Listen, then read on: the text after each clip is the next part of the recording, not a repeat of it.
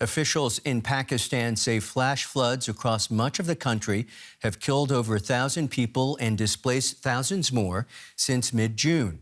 The newest fatalities are primarily being reported in the northwest and down in southern Sindh province.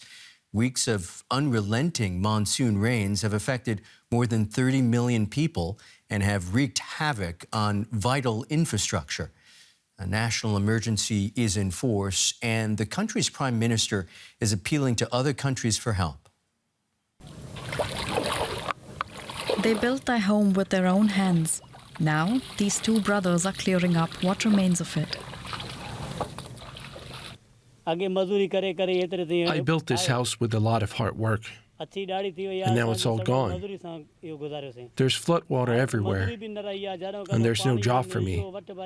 I'll have to ask the government for help rebuilding the house. Otherwise, I have no hope. I worked day and night to build this home. I sacrificed my sleep for it. We took out a loan that we haven't yet paid off.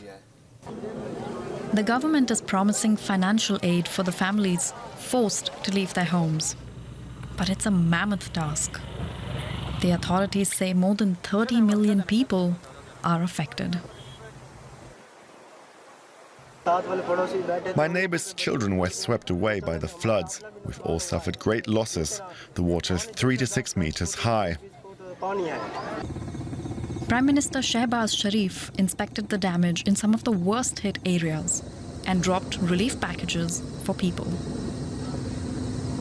His government is calling it a humanitarian disaster caused by climate change. But opponents say corruption and poor planning have made a bad situation worse. And for more, let's bring in Adil Shiraz, a country director for the charity Care International in Pakistan. Adil Shiraz, Pakistan has called for international help. No surprise when you look at the images that we've been seeing for the past few hours. What's needed most? So first of all, if you see the damages which has happened, approximately 33 million people are affected out of that, which is a huge population, and it is in all across the country. Balochistan and Sindh provinces are hard hit, and then KPK and southern Punjab is equally hit also by the flood. At this stage, shelter is the most needed, which is temporary shelter for these people who have been affected. Items like menstrual hygiene kits for women and girls, that is required. Clean water supplies are needed at different level. Food and non-food items, especially like cooking pots, mosquito nets, and then sleeping mats and other essential items as part of the non-food item kits are required. Food, both in the shape of cooked and uncooked meals, are needed at the field level. And then I think, to be honest, it's not an emergency where it will end with the life-saving support which will happen at the initial stage. It will require a lot of support in early recovery towards long-term development planning. What I'm hearing is all the basic things one needs for basic subsistence. What are the kinds of stories, the challenges you're hearing most often from individual Pakistanis? When you speak with the people who have been affected from this flood, you really see that their houses are damaged. They don't have a shelter. They are living under the sky. And the flooding and rain still continues. So to be honest, the situation is becoming worse and worse every day.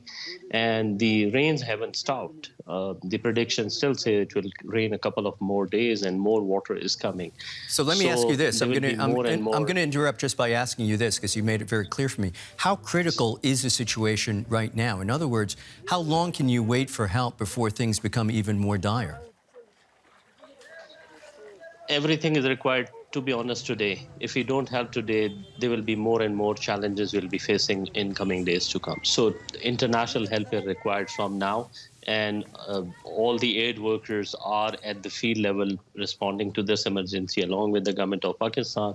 So the support is, to be honest, required now. If we really wait for a long time, we'll be late for this response. So we really need to think of today rather than tomorrow. Today rather than tomorrow. That is Adil Shiraz, Country Director for CARE International in Pakistan. Many thanks, sir. Thank you so much.